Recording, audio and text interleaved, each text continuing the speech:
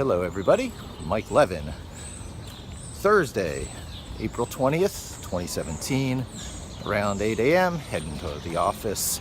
And on yesterday's video, I discussed the requests module and my intent to move on to Selenium for more sophisticated screen scraping that requires interaction with an actual web browser that needs the ability to execute JavaScript in order to get what you need, produce screenshots, interact with application like web pages and that sort of stuff, which the normal request module, as awesome as it is not quite so well suited for, because it doesn't do everything a web browser does, and a lot of modern websites require a real web browser there executing its JavaScript in order to interact and use it correctly.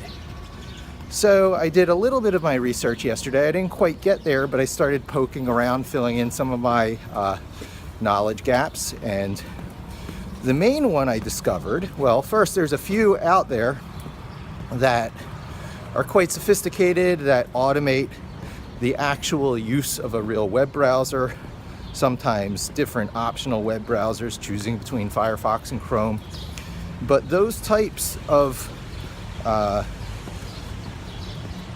tools require you to do a few things that incur some pretty heavy-duty dependencies, which means it's not so easily sort of wrapped up and distributed to my coworker friends as a no-brainer. Just run this Python notebook and you're creating screenshots and interacting with login websites that don't have APIs.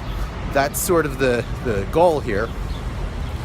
But Selenium and Splash, the equivalent to Selenium that's built into the popular Scrapy package. So Scrapy is a Python package that has its whole own framework and language for doing large-scale, sophisticated, automated scrapes.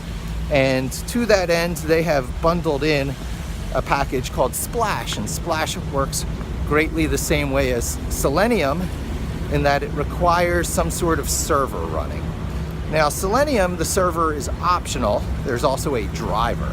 So the things that's typically wrong with these sorts of tools is how they accomplish this phantom-like automation. In fact, the JavaScript one is called Phantom.js, and the original Selenium had injected JavaScript into the page you were testing, and that's no good because your JavaScript steps on their JavaScript and it becomes flaky. Then Selenium moved on to another version where it could record and play back your mouse movements, and you could go in and modify it, but nonetheless it still created a very brittle environment where if something changed on the website you had to re-record or do a whole bunch of detective work. So the next step was creating a driver for web browsers so that you could send API-like controls to the web browsers, addressing elements on the page by ID, and as long as you knew what the web browser needed API-wise, you could get some pretty solid, abstracted, robust, that is to say non-brittle, it won't change every time a web page changes, automated control. And that was pretty good, except for the fact that it was browser dependent. You were generally doing this for Firefox, and if you wanted to do it for Chrome or Explorer, you were SOL. So the next step was to create a server, which actually is Selenium, in Selenium's case, a Java-based server, so you need the whole Java, execution platform on the machine now too. So you're layering dependency upon dependency here in order to get the proper level of abstraction so that your automations keep working. And this does not excite me because I like to do just a 1 or 2 pip or conda installs under Jupyter Notebook and have everything you need going. With Selenium, even at its minimal, you have to go run an exe make sure the exe there is there. I suppose I can put them in the repo, and then once they're in the GitHub repo, Anaconda, I guess, can trigger off the .exe and load one of those command line windows where the driver will be running, so that you can do the automated control of Chrome or Firefox. And this is not a very exciting prospect. It actually increases the appeal of such things as mechanize, which are simulated or emulated browsers that don't actually need a real browser there.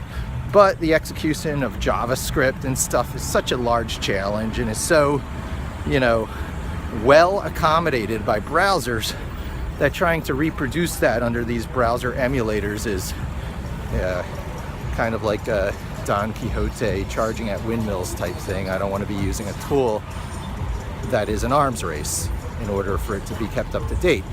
I found a few other tools. There's one called ghost.py that I'm going to be looking into. And so basically stay tuned. I'm going to crack this challenge according to the 80-20 rule, get most of the benefit from the least amount of work, and I'm in the investigation phase. So bottom line, Selenium takes at least a .exe being executed on Windows and the equivalent on a Mac. In addition, a program run under the Java runtime in order to get the full advantage of Selenium. You could get away with just the driver, but even then, you got to run this driver.